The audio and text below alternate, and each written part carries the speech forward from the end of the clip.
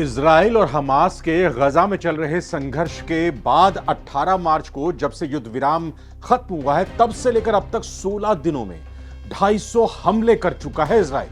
600 आतंकी हमास के मारे गए हैं, यह उसका दावा है। इस बीच यूनाइटेड नेशन ने आरोप लगाया है इजराइल पर, कहा है कि बच्चों और डॉक्टरों को भी नहीं बख्श रहे। आपका कहर यानी इजराइल का कहर बच्चों और डॉक्टरों पर टूट रहा है। हर रोज 100 बच्चे हताहत हो रहे हैं, या तो मारे जा रहे हैं या फिर घायल हुए हैं। इस बीच नेतन्याहू ने दो टूक कह दिया है, साफ कर दिया है कि हमले नहीं रुकेंगे, हमले नहीं थमेंगे, हम रुकने वाले नहीं हैं जब तक हमास की तरफ से बंधकों को छोड़ा नहीं जाता।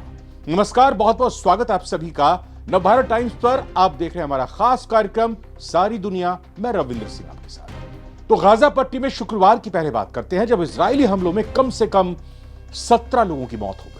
इजराइल ने हमास के खिलाफ अपने हमलों को तेज करने के लिए फिलिस्तीनी क्षेत्र में और ज्यादा सैनिक भेजे हैं, फोर्स भेजी है। अस्पताल के कर्मचारियों के मुताबिक दक्षिणी शहर खान यूनिस में इजरायली सेना के हवाई हमले में कम से कम 17 लोग मारे गए, जिनमें से कुछ एक ही परिवार के थे। हमलों के कई घंटे बाद भी लोग मलबे में जिंदा बचे लोगों की तलाश में जुटे हुए हैं। यह हमला इजराइल की तरफ से कई दिनों से किए जा रहे हमलों के बाद हुआ, जिसमें कम से कम 100 लोग मारे गए। इजराइल ने हमास पर अपने बंधकों को छोड़ने के लिए दबाव बनाने के उद्देश्य से अपने इस सैन्य अभियान को और भी ज्यादा तेज कर दिया है। अब इस बीच सवाल यह कि इजराइल के सुरक्षा क्षेत्र के विस्तार का क्या होगा, क्योंकि इजराइल की तरफ से, नेतन्याहू की तरफ से कहा गया है कि हम अपने सुरक्षा क्षेत्र को बढ़ाएंगे। गजा में उसका एक स्पेशल प्लान निकलकर सामने आया है। क्या है ये योजना? दरअसल इजराइल ने शुक्रवार को कहा था कि उसने अपने सुरक्षा क्षेत्र का विस्तार करने के लिए उत्तरी गजा में जमीनी गतिविधि शुरू कर दी है।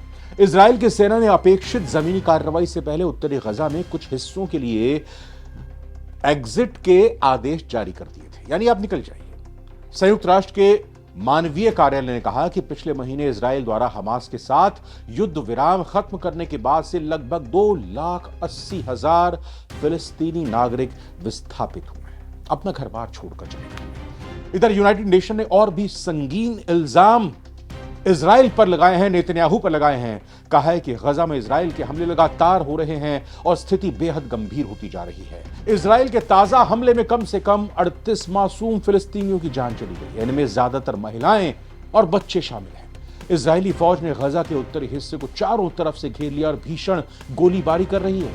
उत्तरी गजा में पानी की एक एक बूंद के लिए लोग तरस रहे हैं। लोगों को बुनियादी जरूरतों के लिए भी संघर्ष करना पड़ रहा है। हमास के एक अधिकारी ने जानकारी दी है, इजराइल ने अब दक्षिणी गजा सिटी के इलाकों में भी जबरन लोगों को निकालने के आदेश दे दिए। जाइए, देखिए कोई और ठिकाना, यह कह दिया इजराइल ने। यूनाइटेड नेशन ने कहा है कि 18 मार्च को इजराइल की तरफ से संघर्ष विराम तोड़ने के बाद से 2,80,000 से ज्यादा फिलिस्तीनी बेघर हो चुके हैं। ये लोग पहले ही युद्ध और हमलों की वजह से कई बार अपना घर बार छोड़ चुके हैं, अब फिर से उन्हें सुरक्षित जगह की तलाश करनी पड़ रही है। संयुक्त राष्ट्र ने इजरायली सेना पर गजा में स्थित एक अस्पताल पर हमला करने का भी संगीन आरोप लगाया और कहा कि इजरायली हमले में कम से कम 15 डॉक्टरों और इमरजेंसी सेवा में लगे लोगों की जान चली गई है। ये सभी लोग घायल लोगों की मदद कर रहे थे। वहीं फिलिस्तीनी रेड क्रिसेंट सोसाइटी के अध्यक्ष ने इसे युद्ध का सबसे काला दिन बताया है और कहा है कि ये एक संभावित युद्ध अपराध है। घायल लोगों की मदद करने वाले मेडिकल स्टाफ को मारना अंतर्राष्ट्रीय मानवाधिकार कानूनों के खिलाफ है। यूएन एजेंसी प्रमुख ने शुक्रवार को सोशल मीडिया पर अपने संदेश में कहा कि युवा जिंदगियां कम उम्र में ही खत्म हो रही हैं, जबकि बच्चे इसके जिम्मेदार भी नहीं है, महिलाएं इसके जिम्मेदार नहीं है। 1.5 साल पहले गजा युद्ध शुरू होने के बाद से अब तक 15,000 बच्चों के मारे जाने की खबर है। खाने के लिए तरस रहे हैं लोग, फिलिस्तीन के लोग खाने के लिए तरस रहे हैं। गजा में स्वास्थ्य व्यवस्था पहले से ही चरमरा चुकी है, अस्पतालों में दवाइयों की भारी कमी है और घायलों का इलाज करना मुश्किल हो गया है।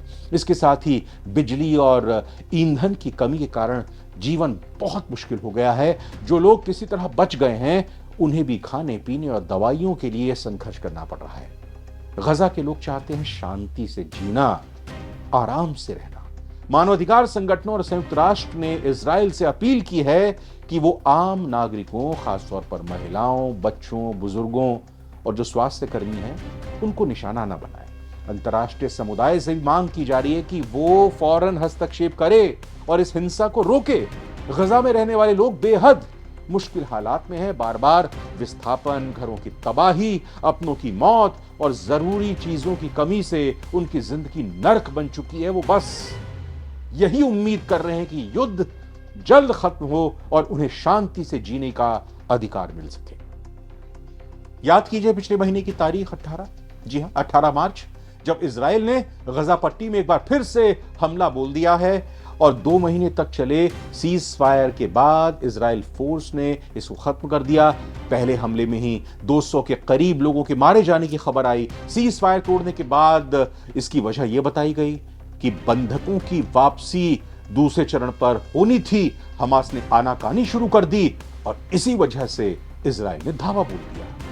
इजराइल की तरफ से जमीन, हवा, समंदर के रास्ते लगातार हमास के ठिकानों पर हमले हुए हैं। आईडीएफ के मुताबिक उनके प्रवक्ता ने कहा है कि ये हमले फिर से शुरू कर दिए हैं और इसकी जानकारी हम लगातार देते जा रहे हैं।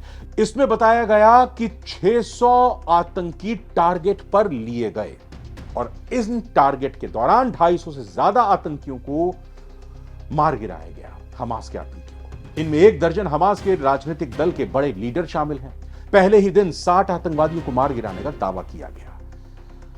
प्रवक्ता ने यह भी बताया है कि हम अपने प्लान के मुताबिक ही अपने ऑपरेशन को अंजाम दे रहे हैं। यह ऑपरेशन तभी रुकेंगे जब हमारे बंधकों को छोड़ा नहीं जाता। यानी 2 टूक कह दिया गया है। यूनाइटेड नेशन कितने भी आरोप हम पर लगा ले, जब तक इजराइल के बंधकों को हमास की तरफ से नहीं छोड़ा जाता तब तक ये हमले जारी रहेंगे। आपको बता दें कि 59 के आसपास बंधक, ये इजराइल का दावा है कि हमास के कब्जे में है। 7 अक्टूबर को हमास के हमलों में 1200 के करीब इजरायली नागरिकों की मौत हो गई थी और 251 लोगों को हमास बंधक बनाकर अपने साथ गजा पट्टी पर ले गए थे। अब भी 59 बंधक हमास के कब्जे में हैं। बंधकों की रिहाई को लेकर ही हमास के साथ सीज फायर हुआ था। सीज फायर टूटा और इसी बात को लेकर टूटा कि वो छोड़ नहीं रहे हैं, हमास यानी बंधकों को रिहा नहीं कर रहा है। पहले चरण में हमास ने 33 बंधकों को छोड़ दिया था। उसके बदले में इजराइल ने 1900 फिलिस्तीनी कैदियों को छोड़ दिया था। पहले चरण में 1 मार्च को यह प्रक्रिया पूरी हुई, लेकिन दूसरे दौर पर जब बात आगे बढ़ी तो बात वहीं अटक गई, या यूं कहें कि बात आगे बढ़ी ही नहीं। हमास ने बातचीत में अपनी एक नई डिमांड रख दी। दूसरे चरण में हमास चाहता था कि जब तक पूरी इजरायली सेना गजा से वापस जानी शुरू ना कर दे तब तक एक भी बंधक को नहीं छोड़ेंगे। यही गतिरोध की वजह बना। इस बीच नोवा पार्टी अटैक पर एक रिपोर्ट जारी हुई है। जो ये हमले हो रहे हैं इजराइल की तरफ से, इस पर एक रिपोर्ट जारी हुई है। हमास के हमले के बाद कई जांच कमेटियों का गठन हुआ है। हर पहलू पर जांच कर इस रिपोर्ट को साझा किया भी जा रहा है। इजराइल की मीडिया के मुताबिक नोवा म्यूजिक फेस्टिवल को आईडीएफ मंजूरी दी थी, लेकिन इस बारे में गजा इजराइल बॉर्डर पर तैनात सैनिकों को जानकारी दी ही नहीं गई। 7 अक्टूबर को 100 हमास के आतंकियों ने नोवा पार्टी में जमकर कत्लेआम मचाया था। मिलिट्री जांच रिपोर्ट के मुताबिक उस पार्टी में 3000 लोग मौजूद थे, जिसमें 400 स्टाफ और 75 निहत्थे सुरक्षा कर्मी शामिल थे। इनमें 344 आम नागरिक और 34 सुरक्षा कर्मियों को मार गिराया गया था, जबकि 44 को अगवा करके गजा में ले जाया गया। रिपोर्ट तो यह भी कह रही है कि हमास को भी उस फेस्टिवल के बारे में पता नहीं था। आईडीएफ के चेन ऑफ कमांड को इस फेस्टिवल की जानकारी थी जरूर, लेकिन उसके पास के यूनिट को इसकी सूचना नहीं दी गई थी। और जांच रिपोर्ट में इस बात का खुलासा भी हुआ है कि 7 अक्टूबर को कुल 40 जगहों पर हमास के साथ लड़ाई लड़ी जा रही थी। तकरीबन 5600 हमास के आतंकवादियों ने बॉर्डर पार करके एक साथ कई इलाकों में इजरायली नागरिकों को मार गिराया। नोवा पार्टी से जिन 44 लोगों को अगवा किया गया था उसमें 17 अभी भी उनके कब्जे में हैं, जिनमें 11 जिंदा हैं और बताया जा रहा है बाकी 6 मारे जा चुके हैं। उनके शव उन्हीं के पास है, यानी हमास के पास। और जिन 27 बंधकों को वापस लौटाया गया उनमें 14 जिंदा थे, बाकी 13 शव इजराइल को वापस किए गए थे। तो कुल मिलाकर 18 मार्च के बाद की स्थिति यह है, मासूम मारे जा रहे हैं, महिलाएं, बुजुर्ग, बच्चे मारे जा रहे हैं, अस्पताल के डॉक्टर, अस्पताल के स्टाफ मारे जा रहे हैं। नेतन्याहू ने कह दिया है कि नहीं, हम रोकने वाले नहीं हैं। बंधकों को छोड़िए और फिर आइए बातचीत के टेबल पर, तब करते हैं संघर्ष विराम। यह युद्ध किस मोड़ पर जाएगा, इस युद्ध से जुड़े हुए हर मोड़ की खबर आप तक पहुंचाएंगे। फिलहाल कमेंट करके जरूर बताइएगा, नेतन्याहू जो कर रहे हैं वो क्या सही कर रहे हैं? यूनाइटेड नेशन ने जो आरोप लगाया, इल्जाम लगाया है कि बच्चों को परेशान करना बंद कीजिए, क्या बस इतने कहने भर से यूनाइटेड नेशन अपना काम खत्म समझे? यूनाइटेड नेशन को क्या आगे बढ़कर नहीं आना चाहिए?